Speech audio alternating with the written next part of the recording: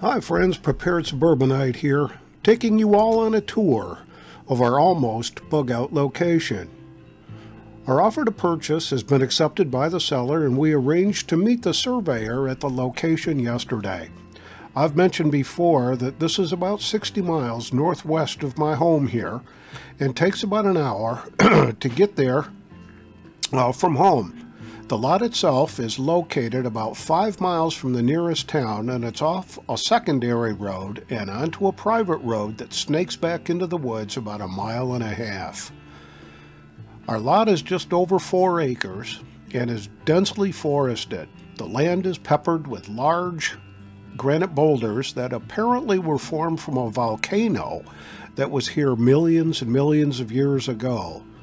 The lot is shaped somewhat like a tapered triangle. We'll have over 550 feet of road frontage, and the back line is 658 feet.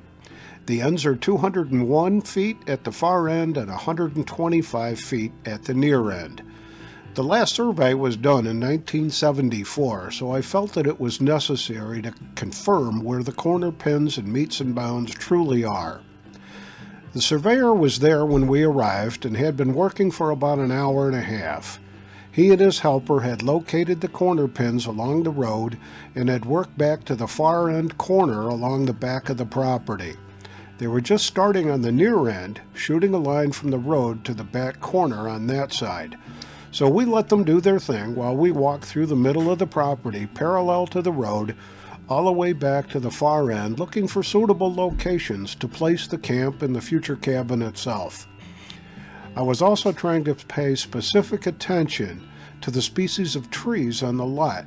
I did find white oak, red oak, sorrel or sourwood, sweet gum, white pine, tulip poplars, and a few cedars.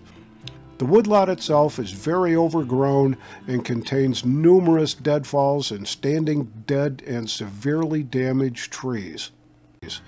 Clearing the property and beginning any type of forestry stewardship will be a huge task and an ongoing challenge. The surveyor did finish up marking the boundaries, and I learned something that I had never knew before. He used fluorescent orange surveyor's tape to mark the trees along the boundary lines. He explained that if the tape is tied to a tree that had a knot facing inward, the boundary line was just inside that tree. If the line ran between two trees that were close together, the knots on the two trees would be oriented facing each other, showing that the line runs between the two trees. If there are two tapes on a tree, the line ran right through that tree. And where there are 3 tapes on a tree, that denotes a corner post. We now know exactly where the corners and boundaries are, and I was pleased to find out that the property was a bit larger than we had originally envisioned. We'll be receiving the surveyor's report and official map in the next few days, and we'll be heading back up to mark the location for the cabin for the perc test. The county health department indicated they would need a specific location for the future building site, so we'll mark that out on the surveyor's map.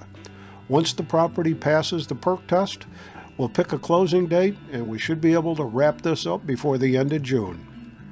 First thing on our agenda once the property closes is to mark an access point or a driveway and hire a local contractor to clear that access.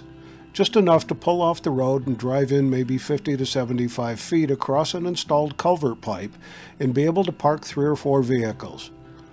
We'll then begin clearing the land for the cabin area ourselves so that we can initially erect a 12 by 12 storage shed, get a picnic table set up, build a fire pit or fireplace for cooking, and then sometime next year, we'll begin looking at cabin plans, hopefully a log cabin style in the range of 24 by 36 feet or so, and assess the costs of the septic system, well, and power hookups.